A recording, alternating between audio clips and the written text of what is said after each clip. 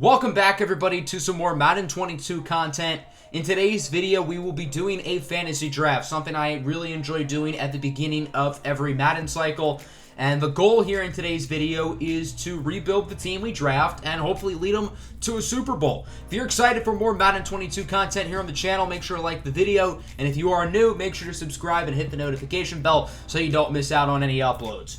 So for the fantasy draft today, we are going to use the Atlanta Falcons. The team we picked does not matter. I just picked Atlanta because they have cool jerseys. That's literally the only reason why I picked them. So let's get on to the draft. I always like to pick around the middle as it is a serpentine draft. And we end up with the 10th pick, which is usually right around the range where I like to be. So I wanted to take a look at the first 9 picks, see all the players who went off the board. And you got the usual suspects at the top. Guys like Mahomes, Lamar, Russ, Josh Allen. Trevor Lawrence ended up going 6th overall to the Cleveland Browns, which is very interesting. So if you want Trevor Lawrence in your fantasy drafts, you're going to need a super high pick. The first non-quarterback off the board was Myles Garrett, who I probably would have picked here. We have a lot of different choices here. We could go with a QB. We could go with something else. I would have probably picked Myles Garrett had he still been there. But I still really want to pick a pass rusher with my first pick because pass rush is really important in this game. So I decided to do sort of an out-of-the-box pick and select TJ Watt. I'm not saying that if this was a real-life fantasy draft, I would pick TJ Watt here. But he's a guy who always does pretty well in Madden Sim, and having an elite pass rush does great things for your defense in this game. So in round 2, I didn't want to waste any more time on the quarterback. We could go for one of the older guys here, but I wanted to use a young player. Of the top 4 rookies, not counting Mac Jones, the only one left was Justin Fields, so I decided to pick him. Obviously, Trevor Lawrence is long gone, and it looks like Zach Wilson and Trey Lance are also off the board. So I wanted to get an opportunity to use one of the rookie quarterbacks, and we're going to get to play with Justin Fields, which is going to be pretty fun.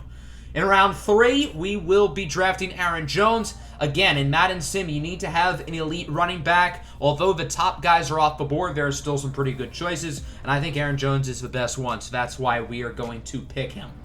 On to round 4 now. I'm surprised that Marshon Lattimore is still available. Usually corners, particularly young corners, fly off the board super quickly, but he is still here, so I'm not going to complain or question it. We are going to pick him. He looks really weird in a Falcons jersey, though. On round 5, we're going to pick another NFC South defensive player in middle linebacker Devin White, who had a great season last year for the Buccaneers and has quickly turned into one of my favorite players throughout the league. Sticking with the theme of defense, how is Justin Simmons still on the board here in the 6th round? We are going to scoop him up. 91 overall. He probably should have at least superstar development. I feel like star is kind of disrespectful. So I wanted to go back to the offense. We've only drafted 2 offensive players so far. So I went with Ryan Kelly at center. I wanted to add another offensive lineman to the mix. In round 9, we're finally going to get Justin Fields a weapon at wideout. We're selecting Jerry Jeudy. I've had a lot of success with him in Madden Sim in the past, and hopefully he can provide good things for us this year. Back to the offensive line, we're going to select Ryan Jensen. I know I've picked 2 centers, but I can move one of them to guard or tackle. The goal of today's video is not to be realistic, it's to build the best team possible. We're going to go for rookie here in round 11. Kwity Paye, a 22-year-old edge rusher, 73 overall with hidden development. I'm pretty sure he is star, but that's a solid pick. We're going to go with another rookie. I'm surprised that J.C. Horn is still on the board, but we are going to pick him up here in round 12. He's going to be our outside starting corner along with Marshon Lattimore. Now we're going to add Brian Bulaga, Iowa, at offensive tackle. He is a little bit older at 32 years old, but that is an 87. I think he'll be good for a little while longer. I wanted to add another pass rusher outside of TJ Watt, so we're going to pick Matthew Judon. I think I'm going to run a 3-4 with having Judon and TJ Watt as the outside linebackers. We have not picked any defensive linemen yet, and that's a problem. We're going to have to do that here with Sheldon Rankins, who only has normal dev, but he's 27, 78 overall. Not too shabby.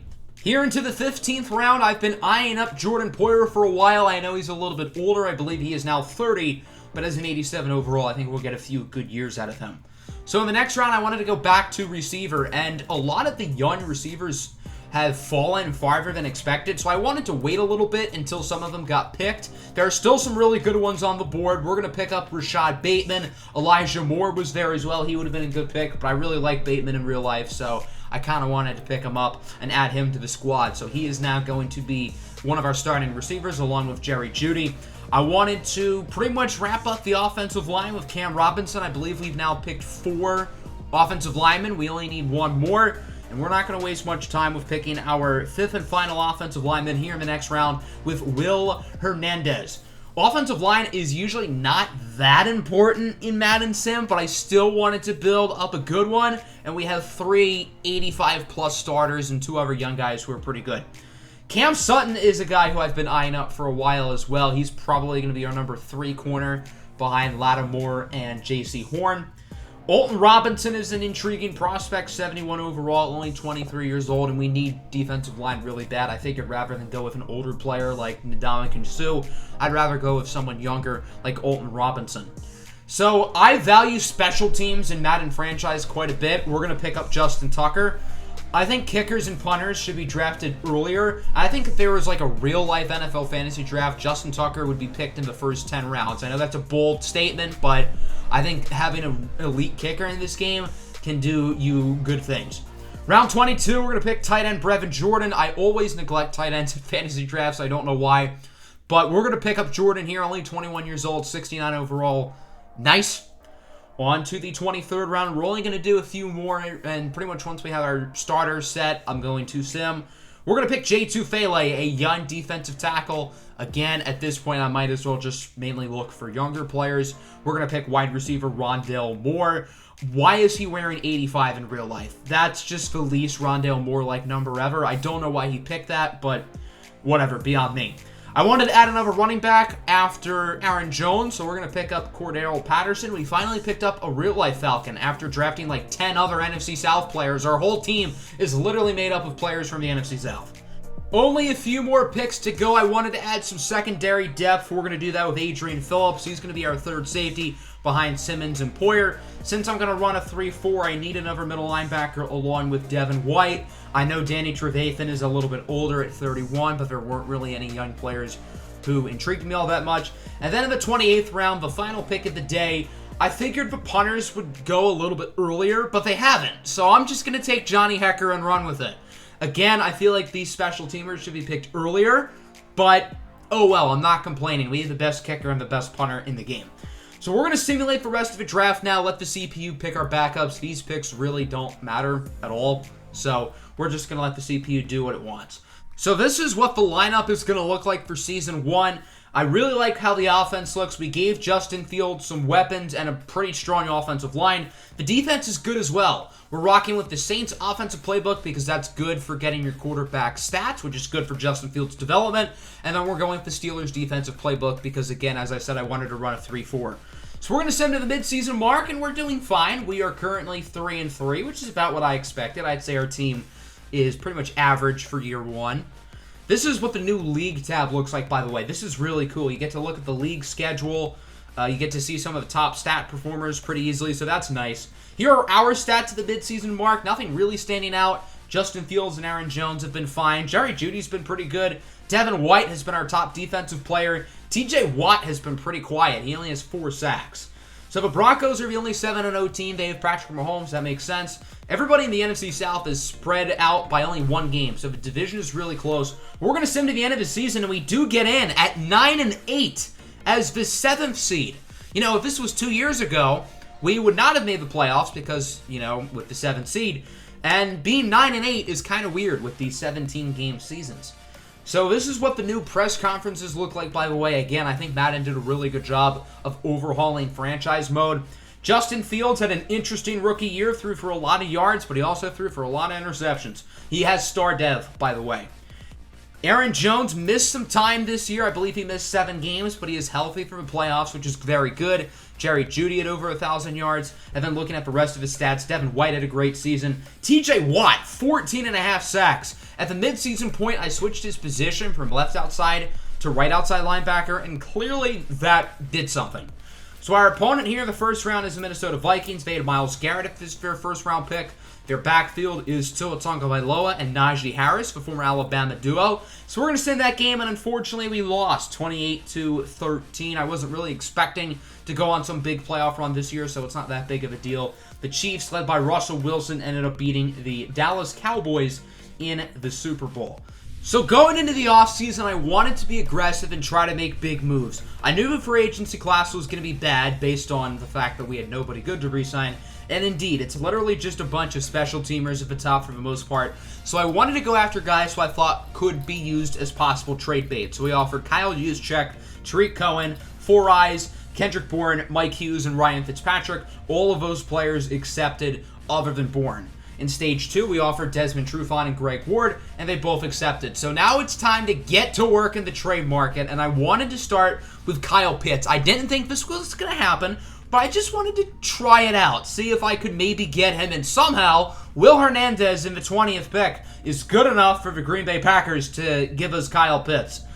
Trade logic in this game clearly is very flawed based on this, but I'm not going to complain. Again, we're not trying to be realistic in this video. I'm just trying to have fun and build a Super Bowl team. So I figured after that, who else can we try to get? I figured I'd try to go after DK Metcalf from the Denver Broncos, and it almost worked. I offered Ryan Kelly, Mike Hughes in a second. It was in the green, but I wasn't really willing to give up much more. So I wanted to try a receiver who might have a little bit less value in Chris Godwin. I took out the second-round pick, and it worked.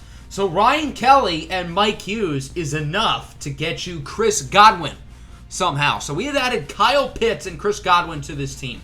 I wanted to see how valuable a lot of the top interior offensive linemen were. Clearly they're valuable. I offered that for Wyatt Teller. Not even close. So at least Madden has fixed that. Look at this trade. I'm trying to get Sebastian Joseph Day and Asante Samuel Jr. from the Ravens. We're literally offering them nothing. A second-round pick, Cam Sutton, and Brett Hundley, and they took it. I noticed that crappy quarterbacks had way too much value in this game. Even guys like Brett Hundley, who are in the low 60s, are green for certain teams. And we just were pretty much handed Asante Samuel Jr. and Sebastian Joseph Day for 3. I wanted to see how valuable high picks were. Clearly very valuable. Kwity Paye, Asante Samuel Jr., and Cam Robinson does not get you out of the red for the first overall pick. So that was an early no. Clearly, it's just players who are valuable. I offered Desmond Trufant and Adrian Phillips, 2 older players the Bengals did not want, for Elijah Vera Tucker, and they took it. So clearly, all the top offensive guards have a lot of value, and if you're below, like, I don't know, an 82, 83, you have, like, no value somehow. A second-round pick in Greg Ward will get us Nate Davis from the Minnesota Vikings, so we have upgraded the offensive line. We have added Kyle Pitts and Chris Godwin to the offense. The defense, for the most part, is the same. We did add Sebastian Joseph Day and Asante Samuel Jr., which I think are pretty good gets. But this team is scary good. We are now an 87 overall going into the draft. We don't have most of our top picks because we did just trade a lot of them away. But I do want to get some more players who could be trade bait. And my strategy was to go after a lot of quarterbacks because clearly they have value. So with our 5 picks, I picked a tight end, Jelani Lawson, and then of our final 4 picks, 3 of them were QBs. 2 of them are in the 60s, so that means they should have value. In the preseason, I noticed that there were Hall of Fame inductions. That is super cool. They had like Rich Eisen announcing this for DeMarcus Ware. I thought that was super cool. We're not going to watch it because it's not relevant to the video, but that is a nice touch. So I noticed 2 of the 60 overall quarterbacks I drafted did have value, so I wanted to try them for Mahomes. I knew it wasn't going to work. And obviously it didn't. I was just curious. But that 64 overall quarterback and a first-round pick will somehow get us Quinnen Williams. How this works, I don't know. So as I said earlier, picks have a lot of value clearly. The 60 for Isaiah Simmons was not close, but I added a second, and it somehow worked. So we have now fixed up our only holes on the defense by adding Quinnen Williams and Isaiah Simmons. This team is nuts going into year 2. We are an 87 overall. I think this team can possibly win a Super Bowl, and now I do have legitimate aspirations for this team. At the midseason point, we're only 4-3, though, which is a little bit disappointing. We were 3-3 at this point last year. So the stats were very interesting. Justin Fields has been great, but Aaron Jones has been a train wreck. He has 300 yards, 3.3 yards per carry. He has been a disaster. We have not been able to run the ball whatsoever. Kyle Pitts has only 7 catches. He's been hurt for most of the year, but he is healthy now. TJ Watt has 7.5 sacks. He's playing well. JC Horn has 3 interceptions. Judon somehow has 2. So I found it funny that Aaron Jones is a breakout challenge when he's literally been atrocious this year. He ended up playing pretty well in that game against Seattle, but no, he did not go up in dev. So we did play well to finish out the season. We go 11-6. We finish as the 5th seed in the NFC. The Bucs had the same record than us. I guess they had the head-to-head tiebreaker, so they take the division. Justin Fields was awesome the second half of the year. That is great to see. He is now at 82 overall. Didn't make the Pro Bowl, though. That's kind of weird. Aaron Jones played better, and his numbers, all things considered, I guess, aren't awful. Rashad Bateman was our top receiver, over 1,000 yards and 10 touchdowns. That's pretty nice to see. The offensive line was way worse this year. Cam Robinson and Brian Bulaga kind of sucked. Devin White had another great season. TJ Watt had 19.5 sacks. Good Lord. Clearly, this was a good selection by us in the first round. Quinnen Williams also had double-digit sacks, and then interceptions didn't really go up. So now that I think that this team kind of has a chance to make a run in the playoffs, we're going to simcast our playoff games. The first one here in the wild card round against Carson Wentz and my favorite team in real life, the Detroit Lions. Pretty low-scoring game so far. It does seem like we have control now, up 13-3. And then once we got into the second half, we started to blow them out of the water. I think it was 13-6 at halftime. We ended up winning 41-6, just demolishing the Lions. That looks nothing like Dan Campbell, by the way. EA, fix your game, please. But nonetheless, we do get a gigantic playoff victory here in our first playoff game of the video. Justin Fields dominated. He threw for 4 touchdowns and was very efficient. Carson Wentz did not dominate. Aaron Jones was not very good, so his on and off season continues. But hey, a win's a win. I'm not going to complain. TJ Watt also had 4 sacks in this game, so it was our top 2 picks in the fantasy draft, TJ Watt and Justin Fields, who ended up dominating for us. Now we're going to play the Bucs in the second round. They won the division over us, so hopefully we can kind of get revenge here. And it's pretty close so far, back and forth for the most part. Tampa Bay would take the lead. We would answer back with a field goal and a safety, and then another field goal. We're scoring in odd ways today. Bucs with a touchdown. We would tie it. Then they took the lead. Not a lot of time left in the fourth, and we can't come back. The Tampa Bay Buccaneers end up defeating us, and unfortunately our season comes to an unfortunate close. I would say this was a successful year for the most part, although Justin Fields did not play very well in the playoff game. Aaron Jones did, so I guess that's cool. But Fields had a great season, at least in the regular season and in that first playoff game. And I think the team went up this year. So now the goal in the offseason is to fill the few holes we have remaining and build a Super Bowl contender. The Chiefs won the Super Bowl again this year. They ended up defeating the Giants this time, another Super Bowl MVP for Russell Wilson. Again, there wasn't really anybody good who we had to negotiate. I did re-sign a few of the special teamers, Kyle Juszczyk, Johnny Hecker, and I also wanted to bring back Willie Gay, so we ended up doing that. The free agency class, again, as expected, was very weak. It's, again, only really special teamers, so I tried to find a few diamonds in the rough who could possibly be trade bait. We went after Nasir Adderley, Jackson Carman, and Tommy Togiai, and all 3 of them ended up accepting. So I think those are pretty good gets. I think they're going to have value to teams. So for the most part, there aren't many holes on this team, but I do want to improve offensive tackle. Cam Robinson and Brian Bulaga were our liabilities last year, and they are really our only clear holes. I wouldn't mind possibly adding another pass rusher to upgrade from Judon, but the priority is offensive line. We traded Cam Robinson and Rondale Moore to the Jags for Joe Thuney, who is an 84 overall, pretty good, and then Sheldon Rankin straight up for Joel Bitonio. So clearly the only guards who have trade value are like the top of the crop. We traded a 3rd, Brian Bulaga, and a 5th for Jordan Brooks. I know he's not really a pass rusher, but he does have Fearmonger as his X-Factor ability, so I think he will be able to play that 3-4 outside linebacker role and be the replacement for Matthew Judon. Our draft, again, was very underwhelming.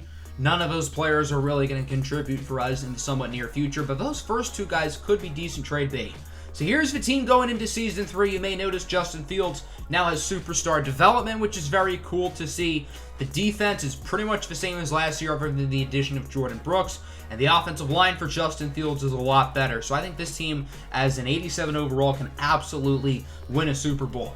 Now, unfortunately, the first half of the season was kind of underwhelming. We are 3-4, dead last in the NFC South. Somehow. Now, it is still a pretty close race in the division, but we have not been all that spectacular. Justin Fields has been kind of underwhelming. At least Aaron Jones has been good this year. He's been way better.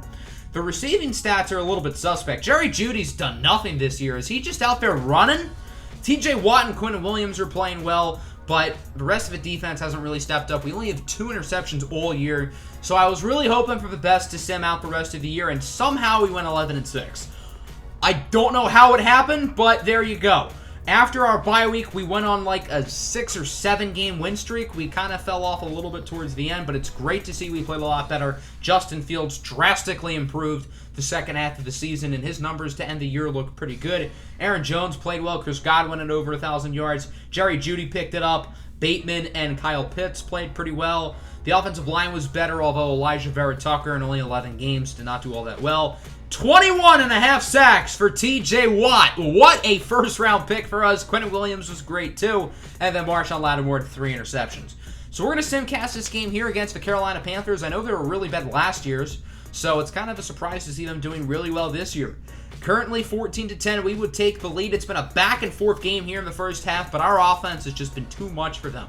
They are staying afloat, though. It's now a 7-point lead for Carolina. They're now up by 14. Can we make the comeback? We do. We score at the last second. Now an overtime back and forth, and we won off of a game-winning field goal. That game gave me way too much anxiety. I think we were down by 14 with like 5 minutes to go. We somehow came back and won. Rashad Bateman caught a go-ahead touchdown with 14 seconds to go, and then Justin Tucker kicked the game-winning field goal. Justin Fields and Trey Lance both went off. They each threw for 4 touchdowns. They were pretty much carrying their teams, and luckily Justin Fields was able to out-carry Trey Lance in order to get the victory. Elijah Vera-Tucker allowed 3 sacks, all of which went to rookie Vantrese Justice.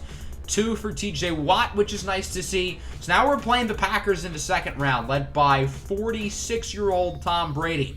Now, as you may notice, we have a new scenario, and apparently there's going to be a blizzard in Lambeau. Weather actually makes an impact in games now in Madden 22, which I think is super cool. I think that might be the most underrated addition to not just franchise, but the game itself. I think this is a really big deal that not enough people are talking about, that weather actually matters. It's going to be a disadvantage for both teams, not just the Packers, not just Tom Brady, who doesn't really need speed to win because he's already slow as is.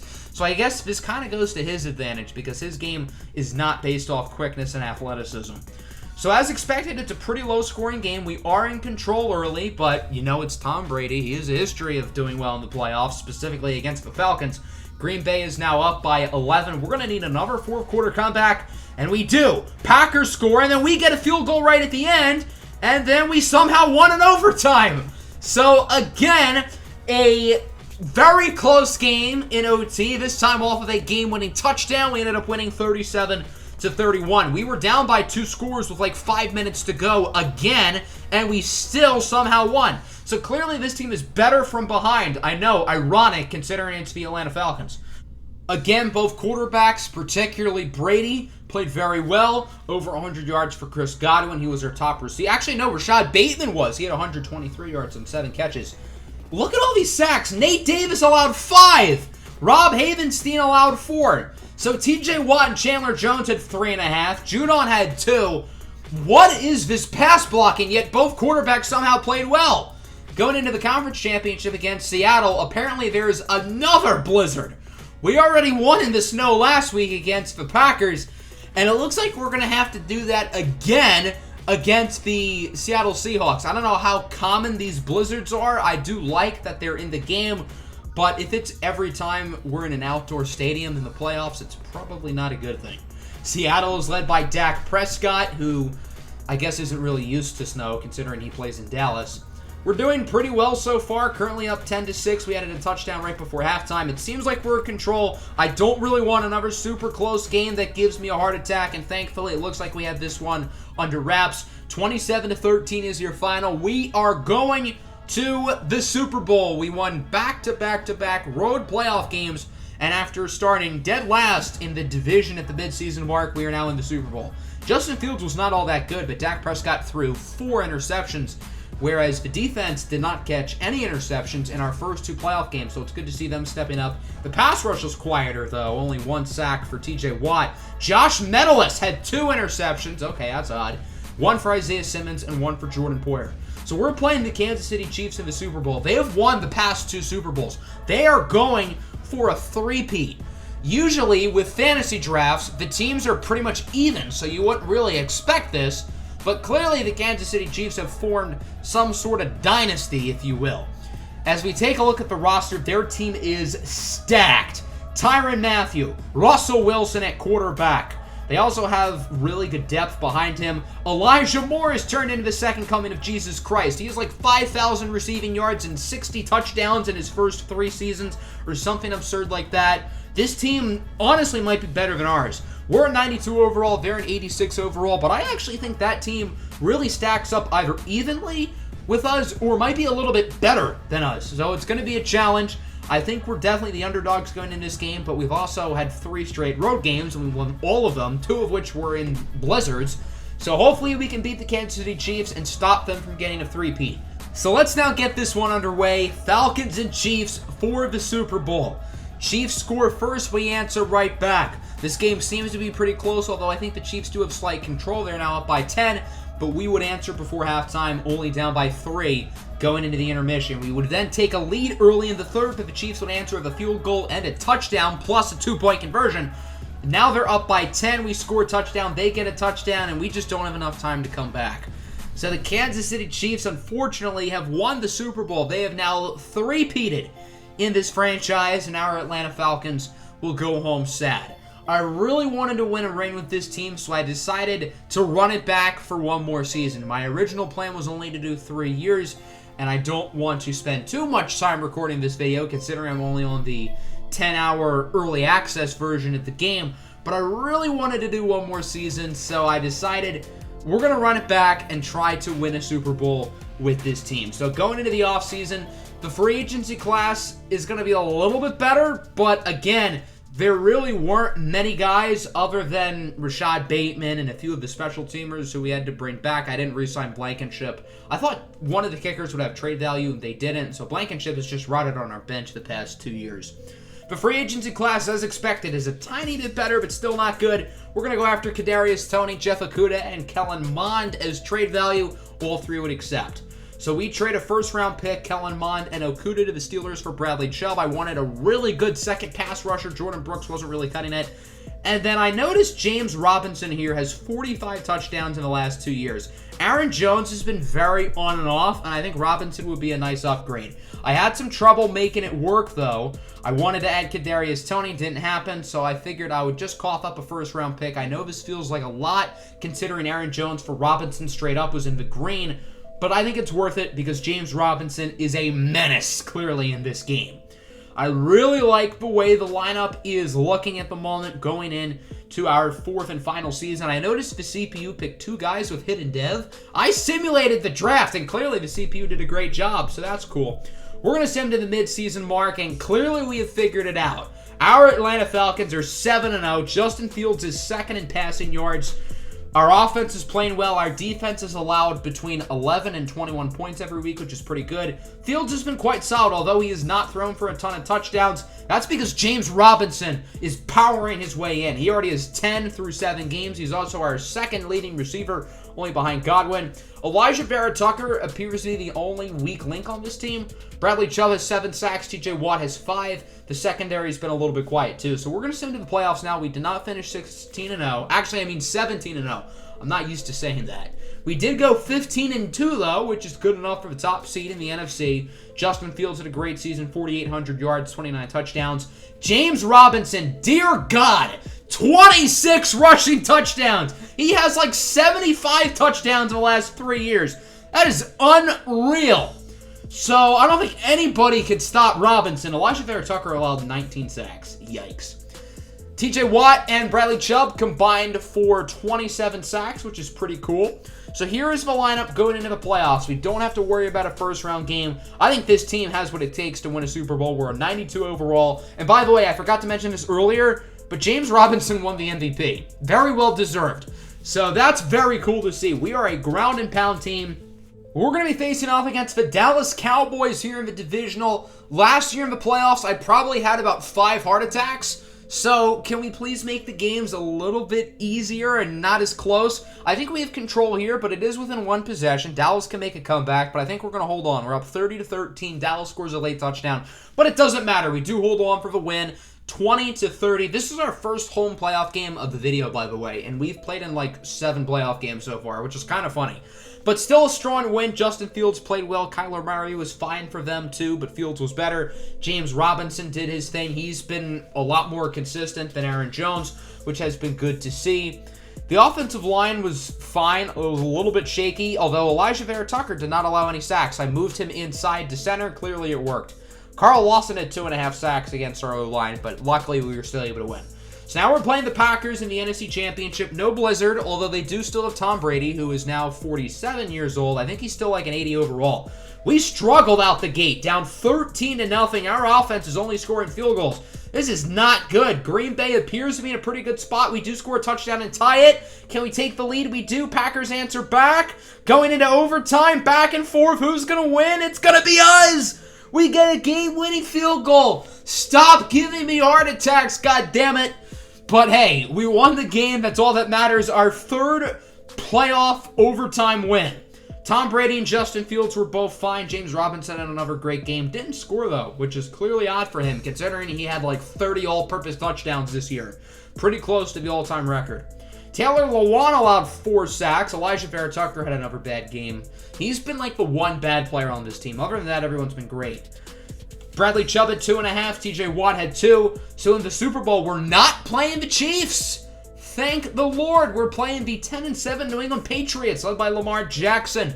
This is not going to be easy because Lamar Jackson is very good at football. This roster, I think, is a little bit worse than Kansas City's, but still really good. Chris Carson, their running back, is out, so it'll be Zach Moss who starts for them.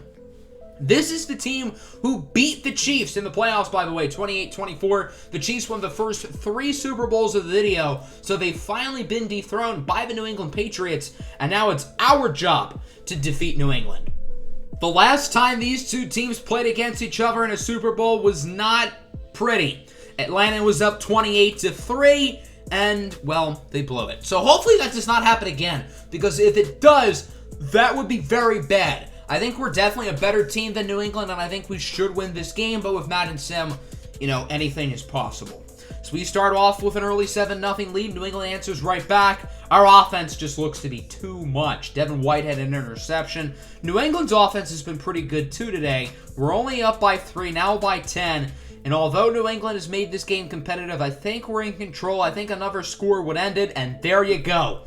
The Atlanta Falcons have won the Super Bowl. It took us 4 seasons here, but our fantasy drafted team was able to do it, led by Justin Fields, TJ Watt, and the late trade acquisition of James Robinson. They lead us to victory. Elijah Vera Tucker does not belong on the field. He was atrocious in this video. My advice to you kids in your franchise, do not trade for Vera Tucker, and definitely don't move him to offensive tackle. It's ironic because he played a lot of offensive tackle in college. You may notice the Super Bowl presentation is finally different for the first time in like a decade, so that's cool. The Super Bowl podium looks a lot more modern, so that's cool.